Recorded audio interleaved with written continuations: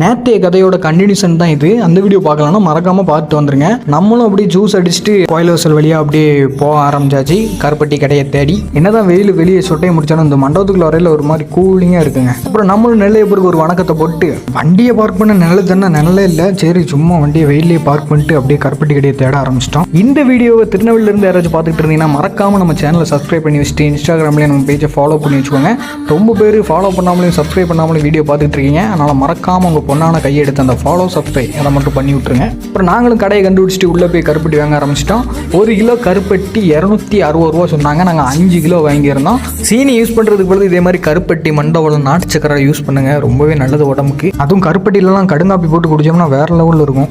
அப்புறம் திருநெல்வேலிக்கு ஒரு டாட்டா சொல்லிட்டு நம்மளும் கிளம்பியாச்சு. தேவர்களை வந்தோடனே தம்பி இருந்துட்டு வா சார்ஜ் அடிச்சுட்டு போவோம்னு சொன்னால் வேலுக்கு ஏதாமல் ஆளுக்கு ஒரு சார்ஜ் அடிச்சுட்டு இந்த விளாகை முடிச்சுக்கிறேன். வீடியோ பிடிச்சிருந்தா ஒரு லைக் பண்ணிட்டு மறக்காம உங்கள் ஃப்ரெண்ட்ஸுக்கு ஷேர் பண்ணி விடுங்க. நெக்ஸ்ட் வீடியோவில் பார்க்கலாம். Tata bye by.